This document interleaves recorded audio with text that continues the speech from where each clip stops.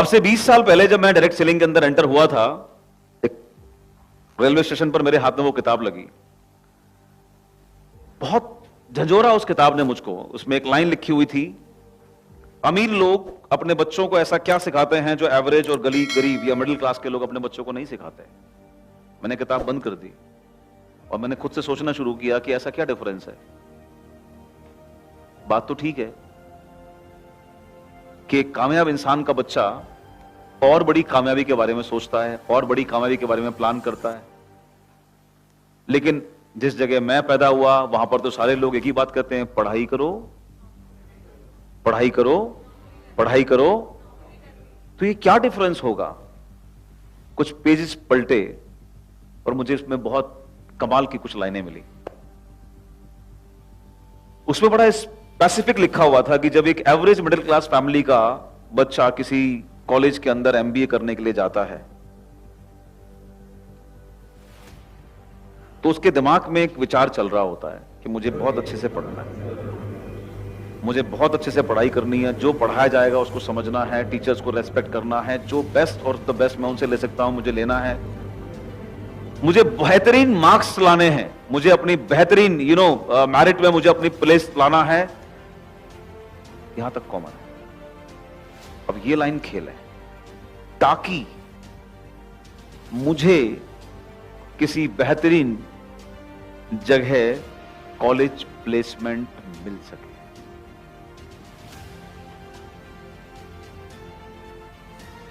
यानी कि सब कुछ जो कर रहा है उसके पीछे जो विश्वास है, जो विचार है, वो विचार क्या कह रहा है कि अच्छे मार्क्स लाना है। क्यों? सो दैट कॉलेज प्लेसमेंट मिल सके। खूब अपने आप को एजुकेट करना है। क्यों? ताकि एक बेहतरीन नौकरी मुझे आसानी से मिल सके। और उसी क्लास में, उसी कॉलेज के अंदर एक और बच्चा है जो एक बहुत बड़े बिजनेस घराने से आया है, और उसके मन में भी यही विचार चल रहा है कि मुझे बेहतरीन तरीके से खुद को एजुकेट करना है, मुझे जो सिखाया जाएगा वो अच्छे से सीखना है, मुझे एग्जाम में बेहतरीन नंबर से पास होना है, ताकि यहां से वापस जाने के बाद मैं अपने फादर की एक फैक्ट्री को 2 और 3 में मल्टीप्लाई कर सकूं।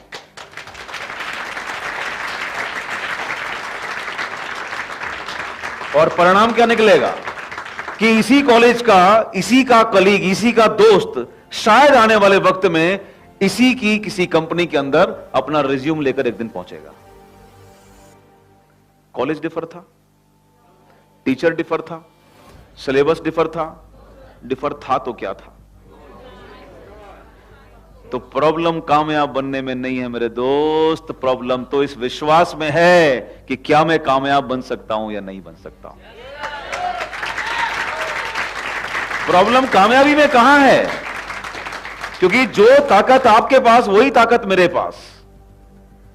मैंने अपना करियर जब शुरू किया गवर्नमेंट सेक्टर से, गवर्नमेंट एम्प्लॉय के रूप में, yes of course I was there but I was not satisfied. मैंने कभी इस बात को स्वीकारा ही नहीं कि विवेक सक्सेना का जीवन यहीं पर और इसी के लिए बनाया गया है। क्योंकि जब जब भी मुझसे कहा जाता था कि पढ़ाई करो और ये गारंटी है, पढ़ाई करो तभी नौकरी मिलेगी, तो मैं कई बार ये सवाल करता था कि मेरे तमाम रिलेटिव्स जो मुझसे बहुत बड़े थे उम्र में, उन्होंने बहुत बड़ी बड़ी पढ़ाई करी, बहुत सारी डिग्रियां, डिप्लोमा लिया, लेकिन उसके बावजूद भी वो अनएम्प्लॉयड थे। तो सफलता का, कामयाबी का पढ़ाई से कोई कनेक्शन डायरेक्टली कहीं नहीं है।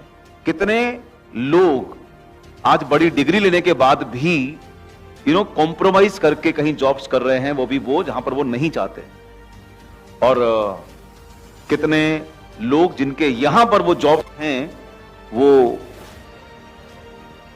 Where is the connectivity of both the things. In 2003 मैं और जबीर भाई यहां पर, हम जिस कंपनी के अंदर थे, राइट, वहां पर एक ट्रेनर आए मलेशिया से, एक विश्वास मेरा और बड़ा। उनका नाम था कॉलिन हू। और जब उन्होंने अपना इंट्रो किया पहली बार, वो इंट्रो सफल इंट्रो था, क्योंकि वो एक ट्रेनर के रूप में हायर किए गए थे। शायद उनका पैकेज सन 2003 में 1 या 1.5 करोड़ के आसपास का था एनुअली, एंड उसके अलावा बाकी सारे खर्चे वो कंपनी को ही उठाने थे। उन्होंने भी यही बात बताई कि जब भी उन्होंने अपने बचपन में पढ़ाई करने की कोशिश की, पढ़ाई की बात की, तो उनको हमेशा एक लॉजिक सामने आया कि पढ़ने के बाद भी गारंटी सक्सेस की कहीं नहीं है। यस ऑफ कोर्स पढ़ाई जरूरी है आपको मैच्योर बनाने के लिए, आपको योग्य बनाने के लिए, लेकिन सफलता का इससे कनेक्शन आपके द्वारा स्वीकार किया गया है। ऐसे ही तमाम तरह के विचार पड़े हुए हैं। He was just 10th fail, 10th पास कि अगर मेरा बच्चा पढ़ा नहीं पाएगा तो वो एक दिन उसको ठेला लगाना पड़ेगा या ऐसे ही काम करना पड़ेगा। ऐसे डायलॉग हमने सुने।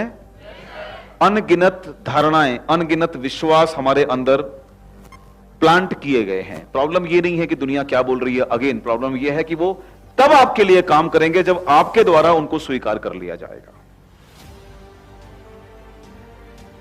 आपके ब्रेन की एक खूबी और भी है कि यहां पर अगर आप अवेयर होते हैं तो बदलाव किया जा सकता है। Because nothing is fixed, nothing is concrete. किसी भी उम्र में, किसी भी स्थिति में, किसी भी जगह पर आप अपने विश्वास को बदल सकते हैं,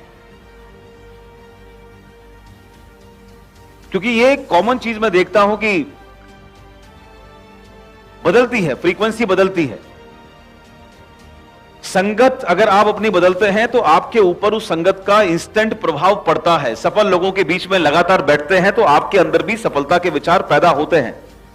मीटिंग्स में आते हैं तो मोटिवेशन होता है, मीटिंग में आते हैं तो आप भी उसके साथ में बहते हैं, मीटिंग में आते हैं तो आपको भी लगता है कि मैं सफल हो सकता हूं। लेकिन सवाल यह है कि मीटिंग के बाहर जाने के बाद भी अगर आपके अंदर यही थॉट कॉन्स्टेंटली चलता रहेगा तभी आपके लिए काम करेगा।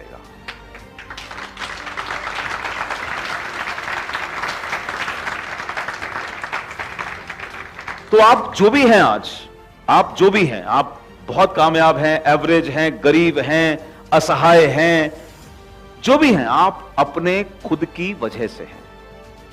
आप अपने खुद के विश्वास के कारण हैं और इसको बदला जा सकता है। यह अच्छी खबर है हम सबके लिए। जैसे मैं हमेशा विश्वास करता हूं कि अगर आप एक बेहतरीन ऑब्जर्व करने वाले बन जाएं तो बहुत कुछ आप लाइफ में सीख सकते हैं, नेचर से भी सीख सकते हैं और लॉजिकल भी आप हो सकते हैं, पॉजिटिवली लॉजिकल हो सकते हैं।